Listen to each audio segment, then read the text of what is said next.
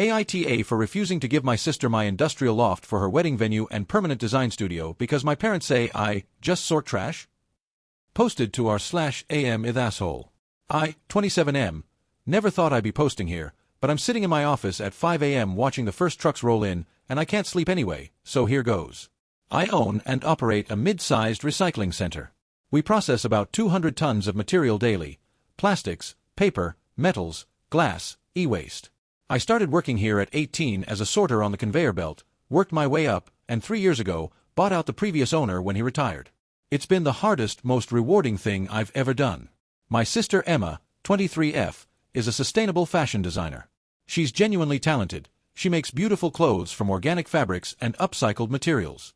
She's been featured in local magazines, has a growing Instagram following, and just got engaged to Marcus, 28M, an environmental engineer she met at a sustainability conference. Here's where it gets complicated. My parents, 55M, 53F, have always treated our careers differently. When Emma started her fashion line, they threw her a launch party. When I bought the recycling center, my dad asked if I was sure I wanted to be in the garbage business forever. My mom introduced Emma to her friends as my daughter, the sustainable fashion designer who's changing the industry. She introduces me as my son. He works in recycling. The emphasis on that pause kills me every time. 3 years ago, I bought an industrial loft in the Arts District. It's a converted warehouse, 20-foot ceilings, original brick, massive windows facing the river. I renovated it myself over 2 years. It's my sanctuary, my home. Last Sunday, my parents came over for dinner. Emma and Marcus were there too. I'd made pasta, we were having a nice time, and then my mom said, "We need to discuss Emma's wedding." I said sure, happy to help however I could. We've decided the loft would be perfect for the ceremony and reception. I laughed. That's flattering, but this is my home. I'm not really set up for. It's not a request, honey. My dad's voice had that tone. The one that meant the decision was made. Emma needs a unique venue, and this space is perfect. You can stay somewhere else for a few days. I started to object, but Emma cut in. Also, I've been looking for a larger studio space. After the wedding, I was thinking I could convert part of the loft into my design workshop. You have so much unused space, and I actually need it to create things. I stared at her. You want to move into my home? Not move in. Just use part of it. For my work. She said it like I was being slow. I create sustainable fashion, Marcus. I'm making a real environmental impact. You could help support that. My name isn't Marcus. My name is Daniel. She was looking at her fiancé when she said it, but the message was clear. Marcus, with his engineering degree, was more worth addressing than me. I sort trash, I said flatly. Is that what you're getting at? My mom reached over and patted my hand. Sweetheart, no one's saying your work isn't necessary. But Emma creates sustainable style. She makes eco-friendly beautiful. You just sort things. There's a difference. A difference in value, my dad added. Emma's work inspires people. Yours is more behind the scenes. I felt something go cold in my chest. Behind the scenes. Like I was a stagehand while Emma performed. I processed 73,000 tons of recyclables last year, I said quietly. That's 73,000 tons that didn't go to landfill. My facility employs 34 people. We've partnered with 6 local schools for education programs. I funded. Daniel. My dad held up his hand. We're not here to argue about whose job matters more. We're here to discuss the wedding venue. And the studio space, Emma added. And the studio space. I looked around my loft. At the exposed beams I'd sanded and sealed myself. At the kitchen island I'd built from reclaimed gymnasium flooring. At the wall of windows where I'd spent weekends repairing the original frames because I couldn't bear to replace them with modern vinyl. No, I said. The silence was deafening. Excuse me. My mom's voice went sharp. No. This is my home. I'm not hosting a wedding here, and I'm definitely not giving up space for Emma's studio. Emma's face twisted. You're being selfish. I create sustainable style while you just sort trash. Why do you even need all this space? You literally spend all day at a dump. Recycling facility. Same thing. It wasn't the same thing. But I could see in their eyes that they'd never understand the difference. Marcus, Emma's fiancé, was staring at his plate. He hadn't said a word. I think you should leave, I said. My dad stood up so fast his chair scraped. You're making a mistake, Daniel. Family supports each other. Your sister needs this. Emma makes good money. She can rent a venue and a studio. Why should she rent when you have all this? My mom gestured around. You'd really choose this space over your own sister? I choose my home over my family's entitlement, yes. They left without another word. Emma slammed the door so hard one of my hanging plants fell. I've spent the last week processing what happened. I've answered none of their calls. My mom texted me, "We raised you better than this. Emma is doing important work. Your stubbornness is holding her back." I texted back, "My work matters too." She replied, "Of course it does, honey. But it's not the same." It's 5:47 a.m. now. The morning shift is arriving. In an hour, I'll be out on the floor, making sure 200 tons of other people's discards get sorted, processed, and recycled instead of rotting in a landfill for the next 1,000 years. And apparently, that makes me the family garbage. AITA. Edit. I'm overwhelmed by the responses. I'll try to reply to as many as I can. Several people have asked for an update if anything changes. I'll post one when I have more to share. Update 1. Something happened at the facility that changed my perspective. Posted 4 days later. First, thank you all for the incredible support on my original post. I read every single comment, sometimes multiple times during breaks. You helped me realize I wasn't crazy for feeling hurt. I want to share something that happened yesterday that really affected me. My facility manager, Gerald, 58M, has worked in recycling for over 30 years. He started as a sorter, same as me. He's seen this industry transform from a marginalized, looked-down-upon field to something approaching respect. He's also the most competent, dignified person I've ever worked with. I was in my office yesterday, clearly distracted, when Gerald knocked on my open door. "You've been walking around like you're carrying something heavy," he said. "Want to talk about it?" I don't usually share personal stuff at work, but something about Gerald's quiet presence made me open up. I told him everything. My parents, Emma, the loft, the "you just sort trash" comment. He listened without interrupting. When I finished, he was quiet for a long moment. "Let me tell you about my son," he finally said. I didn't even know Gerald had a son. Eric's a surgeon now. Cardiothoracic. Saves lives every day. Gerald smiled, but there was something complicated in it. When he was young, he was ashamed of what I did. His friends' dads were lawyers, businessmen, teachers. His dad sorted garbage. Gerald. Let me finish. He held up a hand. He went through a phase in middle school where he told people I worked in logistics. Couldn't say recycling. Couldn't say waste management. In high school, he refused to let me drop him off near school because the truck I drove still had the recycling logo on it. I felt sick. That must have been painful. It was. But you know what hurt worse? I believed him. For years, I walked with my head down. I'd change out of my work clothes before going anywhere.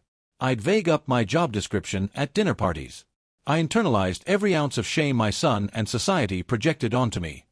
What changed? Gerald leaned forward. Hurricane Katrina. I blinked. Katrina. 2005. I was part of a volunteer crew that went down to help with debris removal and recycling efforts. We spent 6 weeks sorting through the aftermath of people's lives. And I realized something. Everyone wanted the surgeons, the engineers, the architects. But you know who they needed just as badly? The people who could look at a mountain of devastation and see what could be saved, what could be recycled, what could be rebuilt. He reached into his wallet and pulled out a worn photograph. A much younger Gerald standing with a group of workers in front of a massive pile of sorted materials, all of them exhausted but smiling. I came back a different person. Told my son that his shame was his problem, not mine. Told him I was proud of my work. That I was part of a chain that kept communities functioning, that diverted waste, that employed people who had few other options. That I mattered. How did he take it? Badly at first. Took years. But you know what he told me at his medical school graduation? Gerald's eyes glistened. He said, "Dad, you taught me that every job that helps people is dignified. I save lives with my hands because you taught me that hands-on work has value." I felt tears prick my own eyes. Your family sees the surface of your sister's work, the pretty dresses, the Instagram posts, the magazine features. They don't see the surface of yours because your work isn't designed to be seen. It's designed to function. It's infrastructure. It's essential. But it doesn't photograph well, so they dismiss it. How do I make them understand? Gerald stood up. You don't. You can't make anyone understand what they refuse to see. But you can understand it yourself. You can hold your head up. And you can surround yourself with people who get it. After he left, I sat in my office for a long time. I thought about the 34 employees who depend on this facility, the schools we partner with, the tons of material we divert from landfills every single day. I thought about the time our e-waste program properly disposed of 500 pounds of lithium batteries that could have caused a landfill fire. I'm not just sorting trash. I'm operating critical environmental infrastructure. And I'm done apologizing for it. Small update on the family situation. My parents haven't reached out since their initial texts. Emma sent me an email with a venue research document for inspiration with a passive-aggressive note. Since you won't help, here's what I'm stuck with instead. I haven't responded. Marcus, her fiancé, sent me a separate text. Hey Daniel, can we talk sometime? Just us. I'm considering it. Update 2. Marcus reached out, and things got complicated. Posted 3 weeks later. A lot has happened since my last update. I met Marcus for coffee last weekend. I wasn't sure what to expect. He'd been pretty silent during the original confrontation, but I figured I owed it to myself to hear him out. We met at a cafe near my facility. He arrived first, which surprised me. When I sat down, he immediately said, I owe you an apology. For not saying anything that night. For letting Emma and your parents talk to you like that. I disagreed with everything they said, and I sat there like a coward. I appreciated the honesty. Why didn't you speak up? He sighed, stirring his coffee. Because I'm trying to marry into your family, and I wasn't sure how to navigate it. But that's not an excuse. What they said was wrong. You actually think that? Daniel, I'm an environmental engineer. Do you know what my work actually is? He leaned forward. I design systems. Waste processing systems, water treatment systems, recycling infrastructure. Your facility is literally the kind of thing I help design. What you do isn't just sorting trash. It's the backbone of the circular economy. I felt something unknot in my chest that I didn't know was tight. Your sister, Marcus continued, makes beautiful things, but she makes them from materials that only exist because of facilities like yours. Without recycling infrastructure, there is no sustainable fashion. Every piece of reclaimed fabric she uses was sorted, processed, and resold by people doing exactly what you do. Have you told her this? He grimaced. I've tried. She doesn't hear it. She's been told her whole life that her work is special, visible, important. She's internalized the idea that creation has more value than processing. It's hard to unlearn. So what do we do? Marcus was quiet for a moment. I love Emma, but I've told her that I won't marry someone who treats her own brother, who treats anyone in the environmental sector, like they're lesser. She needs to understand that the work she does is part of an ecosystem, not above it. How'd she take that? She cried, then got angry, then cried more. She's been defensive, but I think something's starting to crack. I recommended she talk to a therapist, someone who specializes in family dynamics. She agreed, mostly because she doesn't want to lose me. I didn't know how to feel about that. Part of me was vindicated. Part of me was sad that it took an ultimatum from her fiancé to make her consider changing. What about the loft? I asked. I told her to drop it. Completely. Your home is your home. And the studio space? Same. I said we'd find her a proper studio rental, and I'd help pay for it if needed. She's talented, Daniel. She just needs to learn that her talent doesn't entitle her to other people's spaces and lives. I thanked him for his honesty. Before we parted, I made a decision. Marcus, I'm not giving up my loft for the wedding. But I'm willing to offer something smaller. If you and Emma want to have an engagement party here, just an engagement party, I'd consider hosting it. One evening. A celebration. But only if Emma can come to me and have a real conversation first. He looked surprised, then grateful. That's more than generous. I'll talk to her. 2 weeks later, Emma called. It was awkward at first. A lot of false starts. But eventually she said, I'm sorry for what I said.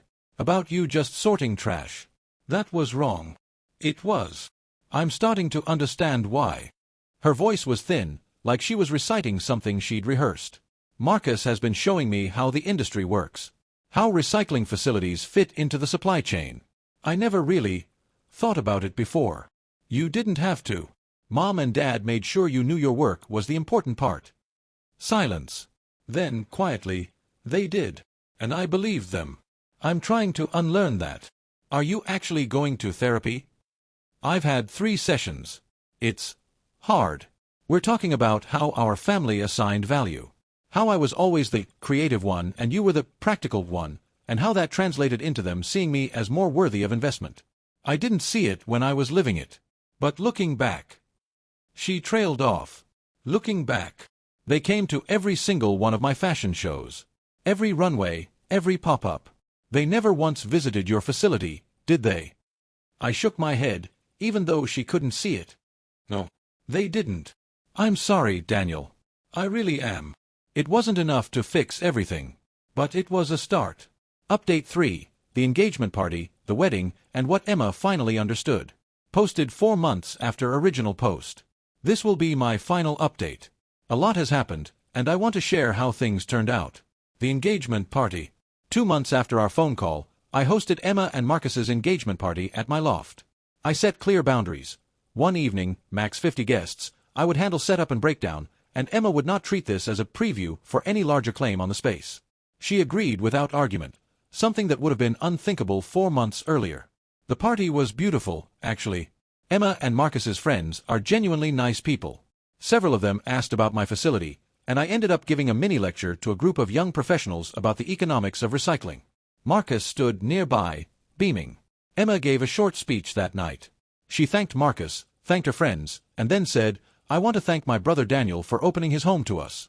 He's a harder working person than I sometimes acknowledge, and I'm grateful for his generosity." It wasn't a grand statement, but it was genuine. And it was the first time I could remember her publicly acknowledging my work in a positive way. My parents were there. They stayed on the periphery, making small talk, never approaching me directly. My mom complimented the space without acknowledging that I'd built most of it. My dad shook Marcus's hand and didn't shake mine. I've made peace with the fact that they may never change. Gerald was right. You can't make anyone understand what they refuse to see. But you can stop letting their blindness define your worth. The therapy effect. Over the next 2 months, Emma and I had several more conversations. She was attending therapy weekly now, sometimes twice weekly, and the changes were remarkable. She told me about a session where her therapist asked her to list the people whose work made her fashion line possible. She started with herself, then Marcus, then her business partner. And then, the therapist asked, the fabric suppliers, I guess. The shipping companies. What about before the fabric reaches the supplier? Emma told me she was quiet for a long time. Then she said, the recycling facilities. The people who sort the reclaimed materials. Can you name any of them? She couldn't. And that broke something open in her. I realized, Emma told me, that I'd built my entire identity around the visible part of sustainability. The part that gets photographed. The part that goes viral. I never once thought about the invisible work that makes the visible work possible. And the most invisible of all that work was being done by my own brother. She started crying. So did I. I was raised to value the aesthetic of sustainability over the actual infrastructure of it. Mom and Dad praised me for looking eco-friendly, not for being part of the solution. And I absorbed that completely. I thought I was better than you because my work was prettier. It is prettier, I said, trying to lighten the moment. Maybe. But pretty doesn't keep 200 tons of waste out of a landfill every day. That meant more to me than any apology. The wedding. Emma and Marcus got married last month.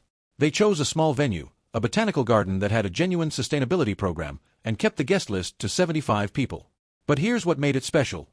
Emma decided to decorate the entire wedding with recycled and reclaimed materials. Not for the aesthetic. For the principle. She reached out to my facility directly, talked to Gerald, toured the processing floor, asked questions I never expected her to ask. She wanted to understand where the materials came from, how they were sorted, what journey they'd taken before becoming something new. The wedding decorations included reclaimed fabric bunting, upcycled glass votives, centerpieces made from compressed recycled paper. Every single item had a small card explaining its origin and the recycling process that made it possible. During her reception speech, Emma said something I'll never forget. For most of my career, I focused on the beautiful objects I create. I prided myself on being a sustainable designer, on using eco-friendly materials, on being part of the solution. But I never thought about the people who make sustainability possible at a fundamental level. The sorters, the processors, the facility operators who handle the materials I transform. She looked at me. My brother Daniel owns a recycling facility. He processes 200 tons of material every day. For years, I dismissed his work as less important than mine because it wasn't visible, wasn't glamorous, wasn't creative. But I was wrong. His work makes my work possible. Without people like him, there would be no reclaimed materials for me to turn into fashion. There would be no sustainable supply chain. There would be no circular economy. She raised her glass. To Daniel. For doing the invisible work that makes my visible work possible. And for forgiving me when I couldn't see it. The room raised their glasses. I saw Gerald in the crowd. I'd invited him as my guest, wiping his eyes. Marcus was grinning. Even some of my employees had come. They'd helped sort the materials for the decorations, and Emma had insisted they be invited. My parents were there. My mom was crying. My dad was staring at his plate. I don't know what they were feeling. Shame, pride, confusion, some mix of all three. They didn't approach me afterward. But for the first time, I didn't need them to. Where things stand now. It's been a month since the wedding. A lot has changed. Emma has completely restructured her fashion line. She now works exclusively with reclaimed materials. No more new, organic fabrics that still require virgin resources.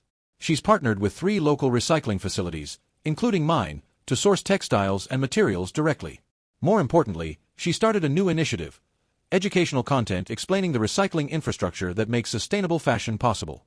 She's done Instagram lives from my facility floor. She's interviewed Gerald and 3 of my sorters for her blog. She's using her platform, the platform she built on visibility, to make invisible work visible. Last week, she brought a group of young fashion students to tour my facility. At the end of the tour, one of them asked her, "How did you get interested in the recycling side of things?" Emma looked at me. My brother taught me that fashion means nothing without the people who make recycling possible. I learned that the hard way. Now I'm trying to make sure others don't have to. My relationship with my parents remains complicated. They've softened somewhat. My mom sent me a text after the wedding saying, "Emma's speech was lovely," but they haven't addressed their own behavior. They haven't visited my facility. They haven't asked about my work. I've accepted that they may never fully understand. But I've also stopped needing their validation. I have Gerald, my team, my work. I have a sister who finally sees me.